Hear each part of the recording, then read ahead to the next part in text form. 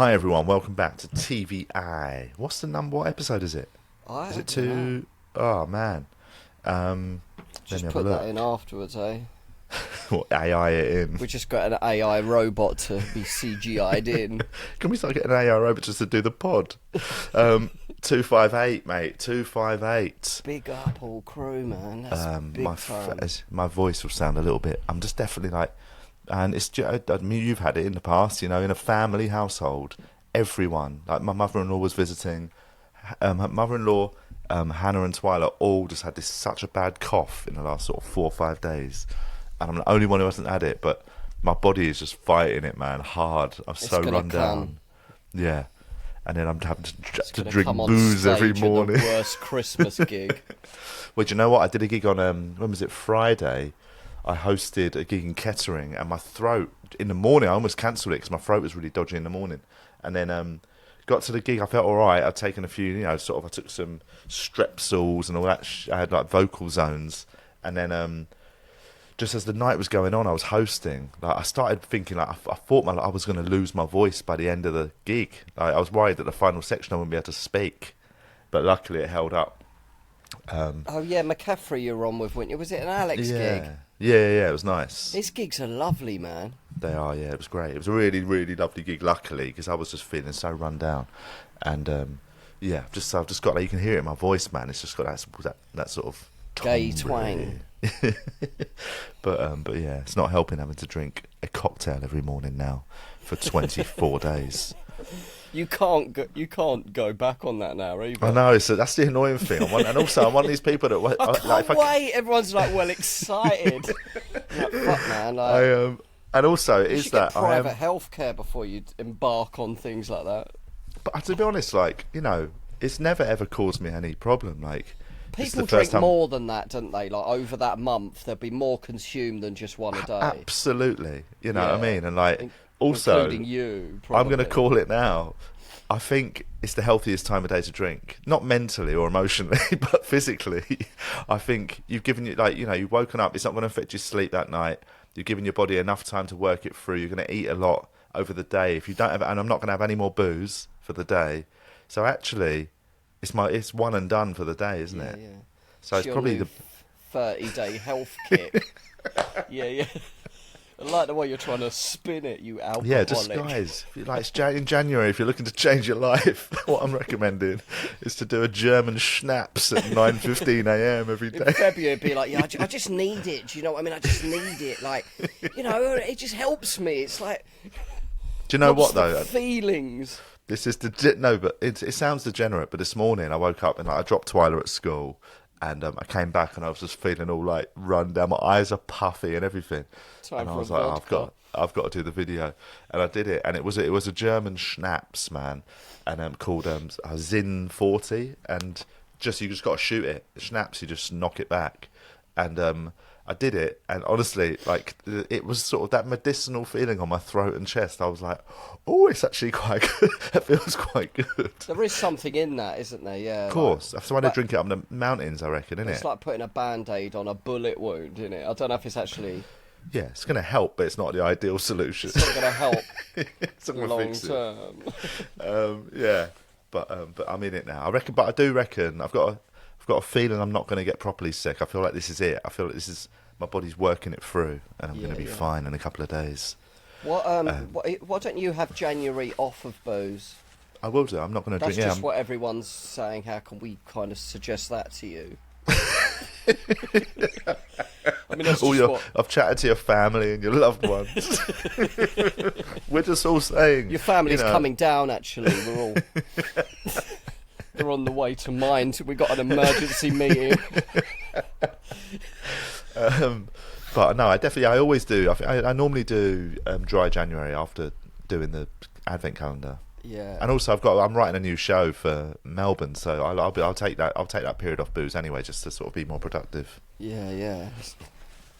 It's always like, I know it sounds degenerate drinking a cocktail every morning, but no, it does. I think if you know that you're not sort of, I'm luckily not cursed with the addictive personality. I know, yeah. I remember when I was in the middle of my drinking, I was still functioning and working. I worked like a I always thought an alcoholic was somebody like who sleeps on a park bench, uses a rope as a belt. You know what I mean? And so I never really thought I was working, I was paying rent, I was like. Yeah. Living a normal life. But I remember once I had a bottle of Jack Daniels. I remember having it like a shot before work. Yeah, I mean, that's like at home. That's mental. I just had a little. I thought, I wonder what this would be like. And then I did it. What was it like? I didn't get great? into it. It was absolutely great. And it was fabulous. It was really fabulous. I really found myself, you know what I mean? I just found like I just really gave him a groove at work. My mate used to drink. My mate used to do a job he hated, and I mean, he's a bit of a boozer, but again, he's not somebody who, you know, I wouldn't say he's like. And I do think it was totally circumstantial. Do you know what I mean? In terms of his reliance on it, because now he'll just drink a couple of times a week, you know, socially. Yeah. But there was a period when he was in a job he didn't like, and he used to drink 2 cans of lager en route on the train every day, and I was like, that is. I don't even know, like... I've worked on building sites with builders I've seen do that. Yeah, like that. They can just they just neck it, you know what I mean? It's mad. Like, it's so, like, it just seems so bleak. Yeah. Like, because if I get to a gig, and it's very gig dependent, you know, most gigs I wouldn't have a drink, but like if it's a gig that I'm really comfortable at, and normally it's a Friday and Saturday. If I do a Friday and Saturday, say at Top Secret, like when I get there, I'll get a pint, I'll have a sip of it before I go on, and then I'll drink it over the couple of gigs, you know what I mean, just as a thing. But like, I think if I was drinking 2 cans en route to the gig, I'd be like, there's something going on here. That's a bad sign. Yeah. So why do you have one drink? If you're not going to get drunk, why do you have the drink? Just you like the taste of it, do you? I do like the taste, yeah. And if I haven't had a drink, say, all week. It's a Friday night, and I get to the gig. And you're crying. I'm sort of suicidal. Start snapping at your wife and stuff. You fucking take yourself to fucking school then. Start road raging it en route to school.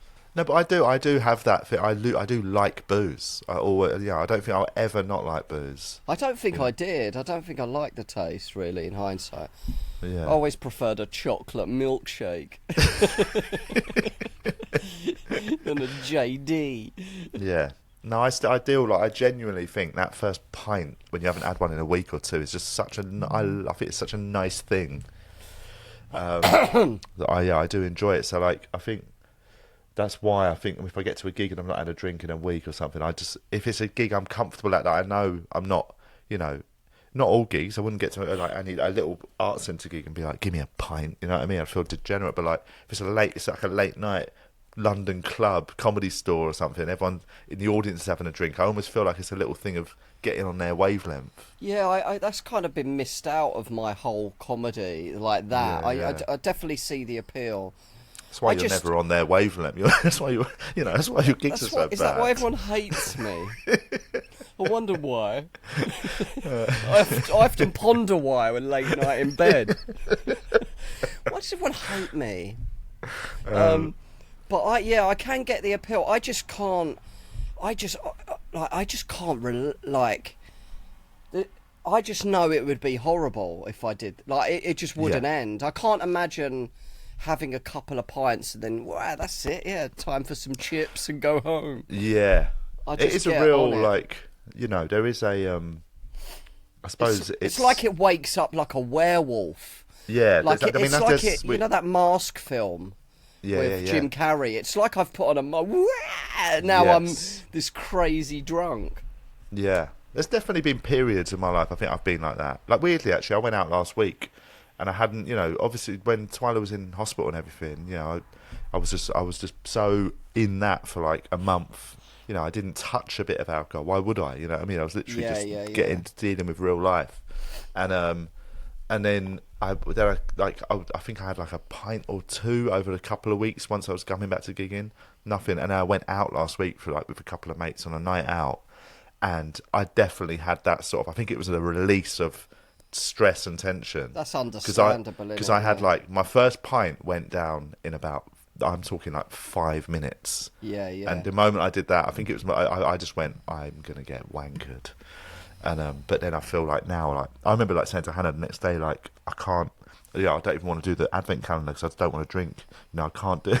Like, it was just pure like beer fear when you had a hangover and stuff. But you know, I've never Hannah really say, had stop that. being a pussy. Yeah, she said, "Fuck, you pull It's yourself your together, job. mate." You gotta go to work. But no, but we know enough people, like, you know, have that mentality of. We know loads of people that aren't, you know, don't drink anymore because they literally have one pint and it's like they're feeding a fucking gremlin after midnight, innit? It's just like game me, over. man. It's like me, yeah. Like, yeah. it's fucking. I don't know, man. I think it's just an allergy. Like, I think apparently 1 in 10 people are like that. It's quite a lot, innit? Yeah. Whereas I think I'm their lucky behaviour in that can I can manifest in different ways. My behaviour was antisocial. You know what I mean? Like, Yeah. My behaviour was like ruining gatherings, life ruining. But I was happy at that. I weren't like, but I don't know. I was just a bit too wild. You know, like someone who's a little bit hassle. That's always that sort of when you invite someone, like, you know, if you go back this is when you're young, you know, you're all going back to someone's house. Let's go back to someone now. And there's always someone who invites Julian. one person. It's all right if my mate comes. He's all right. Trust me. That person's just the fucking worst person. Well, at the beginning, on like the the planet. first few years, I was like the life and soul. I felt, you know what I mean? Yeah. Like, I was like, everyone wanted me to. And at the end, like the last year of my drinking, I was like the liability. You know what I mean? No. I was just like, yeah. It was just too much. Yeah, it's always, but it's always, you know. But then you need that almost need to get to that to realise it's not for you. One of my oldest mates, he just had to bin it off, man, because like he just got to that point, you know. He didn't have an off switch, and he would just get to the point where he'd do stuff that is just not acceptable, you know, like just get his cock out in a party where there's like, just too many people that shouldn't be seeing that. Do you know what I mean? Yeah. So thank God I didn't have like a big dick that I'm really proud of. That would have come out. That would have been out at all times. That'd been the first thing out when you walk through the door at the party. I wouldn't have even owned any jeans. It would have been out so much.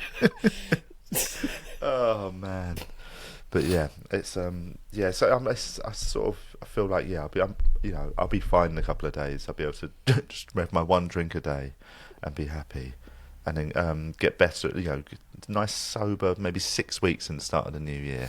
How do you edit the video when you're a bit drunk as well? Because it seems like a lot. Like the edit, does that take time? A lot of time? It takes about half an hour, maybe. Ah. Because it's editing down, obviously. Like, it's a weird one where the original one's 4 hours long. I start at 5 a.m. But yeah, I end up drinking about 40 of them just for like loads of retakes. You got it, man. You got it. Let's take 4. Take 4. No, man, I do it quick to save myself. Like today, from hitting record to ending it, so that's literally like the intro, opening it, all that drinking it took me 9 minutes. And obviously that was just a shot, so that's easy. The trickier ones are like, say, yesterday when I made a bloody cocktail and drank it. That's a big cocktail, you know, but I still managed to do that in like 14 minutes, which is, I mean, that's brutal, man. Was that the first one yesterday, wasn't it? Yeah. That was the blue one, yeah. Drinking a triple in 14 minutes is that's a killer, man. Yeah. That's too much, it's not really. For the faint-hearted. It's not. It's not for the snowflakes. The wokerati, mate. The wokerati. But it's not for the Kamala supporter. Just joking. But yeah, so no, but it's very. So I shoot it quick and then I just edit it down relatively quickly. So it's just more cutting out than anything. Yeah. So it's pretty. It's not a difficult process. Then you collapse on the bathroom floor. They'll vomit. Right, let's do some questions. Actually, let's do questions early today because we always forget them and leave them too late. Questions are from our patrons, which we have a WhatsApp group that is. It's really not. I'm always in our WhatsApp group lately. So we've got there's loads of spin-offs. There's a main TVI chat. Then there's the spin-offs, politics. There's the Spartans, which is a health and fitness. There's the one. Married at First Sight. I was married at first sight. There's a parenting one. That's quite a new one. And I'm sure there's some that we don't even know about. There's a dating one apparently. Oh, there is a dating one. And isn't there a video editing? Oh no, there's some technically one, I think. Is there? See what I mean? So. There's ones that we are not privy to. But yeah, so people can sign up patreon.com/WeAreTVI. Yes, and how was it? Oh, you went on Have a Word last week. How was that? It's always fun, isn't it? It was fun, man. I was feeling really rough. Like I was supposed to do it 2 weeks ago, and I just felt so rough. And then this time I still just had no energy from like the anaesthetic. It's weird. That really fucking rocked me, man. Yeah. So I just manned up and just ate healthy all day. Got a nice train there. Yeah. And I had like a triple espresso. So I thought I was a bit lively, but it was fun actually. It was really, I really like those guys. They're just so easy and nice, and like I've known them years, and I just feel really comfortable there. Yeah, it's nice. But I was a bit, I was just a bit rough, man. So I thought I was trying a bit hard. Do you know what I mean? Yeah. Just trying to have a bit of energy. But it was good though. The feedback's been good. Oh, that's nice. All right, let's do some questions. So this is who's that? From Tim Bob. When you tell people you're a comedian, has anyone ever said, "Tell us a joke"? Then do you ever tell them one? I mean, that happens all the time. All the time. I just say it's I literally don't know the most. any. Yeah. I just say. I once did a joke for a cigarette when I was drunk. Oh my god. Outside, what was that gig that Avalon used to book in Chiswick? Do you remember that nice? Yeah, the nice little theatre. What was it called? It wasn't the Tabernacle, was it? That's something else. No, it was. I know exactly the gig you mean. But yeah. I was walking out of there, and this is when I was a joke for a cigarette, and I was a bit drunk. Weird, ironically, this was when I was drunk a little bit at this gig, and I asked someone, and he went, and they started to question me. Or like there was a little group of guys. They were a little bit lively. Yeah. And then they were like, "What are you doing in there?" And I was like, "Oh, I was just doing a comedy." Yeah, tell us a joke, and I'll give you a cigarette. So I just told them a joke, and they just all laughed and gave me a cigarette. It was like, went all right then. Yeah. I'm really proud of that for some reason. I should be ashamed of myself. Yeah, you should be, but it's all right. It's nice. Oh shit! I remember once I was in Soho House in Soho doing a gig with Lyset, and he went home, and I was lagging at this gig. Yeah. These are the only 2 times I've ever been drunk at a gig, and we were on the roof, and like I was doing my set to a table. That is the worst. Oh my god! That is the worst memory I've got of doing like. Yeah, that is so disgusting. I feel even ashamed even to say it out loud. I'm feeling physically cringy. Oh man, it's so awful, isn't it? Were you just on booze? You weren't on any narcotic? No, I did get some, but not at that point. I was just on booze. I was going to say that sounds like cokey, that sort of behaviour, doesn't it? That's the kind of energy I got though when I had a few JDs. You know what I mean? That kind of coke energy. Fucking hell, that's horrible. That's horrific. Oh man, I'll tell you. But the flip side of somebody asking you to tell them a joke is when they tell you a joke. I mean, I get that. I had that on Friday lunchtime. I was coming back from, my mum was in hospital for a day, and I was coming back to my way from the hospital in Kingston, and I was getting off the train at Wimbledon Station, and there was an old guy stood behind me. And as I sort of opened the doors, I stood back to let him go in front of me, because he clearly was a bit wobbly and needed a bit of time getting off the train. Got off and we started talking. He just sort of said hello, and we end up, because he walked slow, we end up talking and walking really slowly all the way along the platform up to the thing. And he sort of went, "Oh, so are you off to work now?" And I went, "Oh, no." So I sort of was trying to avoid it. I went, "Oh, no, I'm off today. I was visiting my mum in hospital." And he went, "Oh, and so when you work," he kept asking about work. Like, he's just obsessed with it. He goes, "Oh, when are you working next?" And I just went, "Oh, I'm working tonight." And he went, "Oh, what, at night time? What do you do at night time?" And I ended up just telling him. I told him I was a comedian. And then he just fucking we talked for about 15 minutes. I couldn't get away from him. And he was nice. But like then he told me, he goes, "Oh, I'll tell you a joke. You probably can't say this anymore."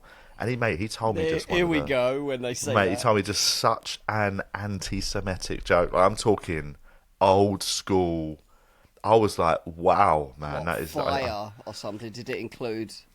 Just it was chemicals? just proper. No, but it was like it was real Cyclone like BX or whatever it is. but, I don't know what it is.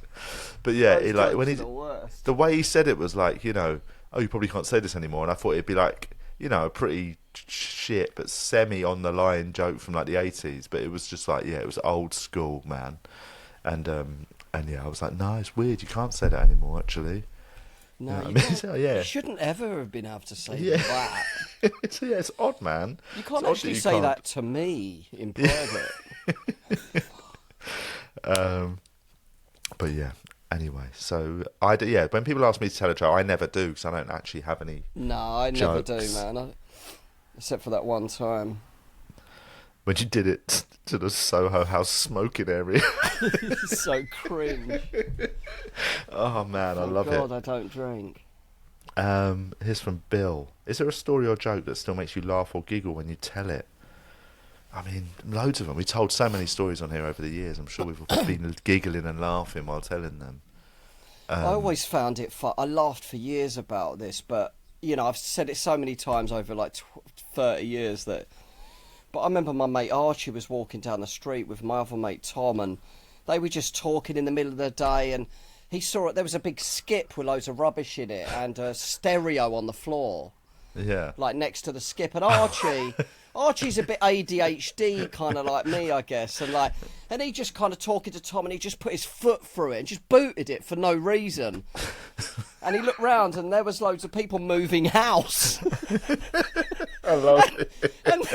And the guy came out of the fucking... This guy... Archie's quite a big kind of... he's kind of... He could have a fight kind of guy, right? Yeah, He's a yeah, strong yeah. guy. And this guy came out and just fucking went at him, man. And they were rolling around on the floor. And Archie kept, pinning him down and just going, look, I don't want to fight. It was an accident. And the guy just kept getting up and attacking him and just pinning him down. That's so bad, man. It's brutal. Kicking a stereo for no reason.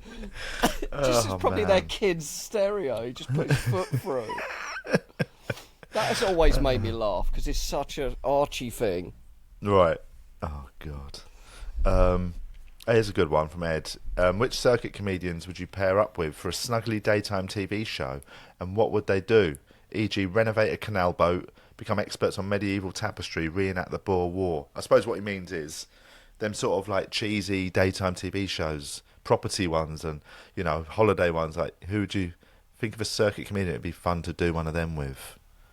I suppose you want someone who's a bit handy at stuff. Who's got other skills? Do you know anyone that's got an actual skill? Or an old trade? Who's got a trade? His name's gone completely out of my head, but I know him well. Like, you know him well. Tall, big hair, same accent as Kitson. Tom Wrigglesworth. Yeah. He's really good at kind of woodworky and stuff. Is he? Yeah. Okay. If I remember right. Yeah. But who else? I'm trying to think. If there must be some trades. Jack Skipper or Wilton Milson as carpet yeah, of fitters. course. Yeah. It'd be quite fun. Carpet fitting with Jack Skipper. Celebrity carpets fitting. Yeah. I don't even know what, because there is weird that thing. Have you seen? There's one what's it called? It's it's where they sort of do up furniture and stuff. It's like a big one on bloody BBC One now. And there was that sewing bee. There's Joe Lycett did that, I think. I met a few of them from it. They came to one of his gigs and we were in the green room. I hadn't watched it though, but they were a couple of the sewers on it. Yeah. But I feel like Bake Off was like the sort of, I tapped out of like reality TV with Bake Off of like people doing sort of, high-end homeware sort of stuff or home. Did you ever watch that Bake Off? No, I've very, very loosely seen an episode or two over the years. It's not for me. Yeah, but I get it. It's people doing very, good. It's like MasterChef, isn't it? I used to like a bit of MasterChef, but until when it Greg gets to left, watching you don't people, watch it. No, exactly, mate. I'm boycotting it now. Wallace is gone. It's one of those middle class white women. You know what I mean? Chill out, honey. Let me do my impressions. I'm venturing into this with so little information. or knowledge on the subject. Like, what is Greg Wallace meant to have done? Because I've not You know even what? I don't read actually, the story. I don't know. I don't know. Let's have a look.